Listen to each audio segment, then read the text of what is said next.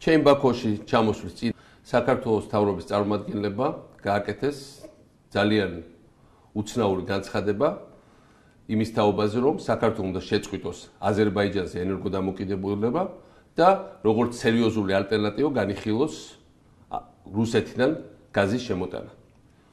რუსეთიდან ჩვენ მცირე რაოდენობის გაზი მთელი ეს პერიოდი ისედაც შემოქონდა, როგორც სომხეთში ტრანზიტის საფასური, მაგრამ რუსეთის სერიოზულ ალტერნატივად განხილვა ენერგეტიკის თვალსაზრისით. ეს არის საქართველოს დამოუკიდებელი კურსის ფუნდამენტური გადახედვა.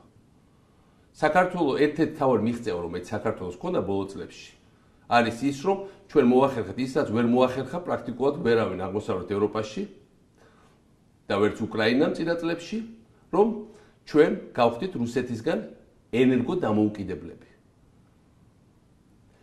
დღეს როცა უკრაინამაც კი დაიწყო სხვა წყაროებიდან გაზის შემოტანა, როცა მთელი ევროპა ცდილობს თავი დააღწიოს რუსეთთან დამოკიდებულებას. საქართველოს საწინააღმდეგო მიმართულებით მოძრაობა ნიშნავს ჩვენი ქვეყნის დაბრუნებას ძიმე წარსულში. იმიტომ რომ ჯერ ერთი აზერბაიჯანის გაზი რამდენჯერმე უფრო იაფია ვიდრე რუსული, მეორე აზერბაიჯანის სტრატეგიული ინტერესია საქართველოს დამოუკიდებლობა და სტაბილურობა, იმიტომ რომ ეს ნიშნავს ასევე აზერბაიჯანის დამოუკიდებლობას და სტაბილურობას, ამიტომ ძალიან იაფად გვაძლევს ამ გაზს. რუსეთის ინტერესია მეზობლებზე კონტროლის დამყარება და ამაში ენერგობერკეტის გამოყენება.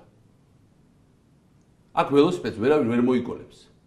რა თქმა უნდა, ჩვენ გვჭირდება ალტერნატიული წყაროები ყოველთვის, მაგრამ ამისთვის უნდა ვიმუშაოთ თურქმენეთთან, ყაზახეთთან და რუსეთი ამ ხრივ ვერანაირად ვერ გამოდგება, იმიტომ რომ ჩვენ უნდა კარგად გვახსოვს, ჩვენ არ გვჭირდება ისეთი წყარო, რომლის მესვეური გადაწყვეტს, როგორც ეს მოხდა რამდენიმე წლის წინ, რომ არ მოწოს ჩვენი პოლიტიკა და ერთ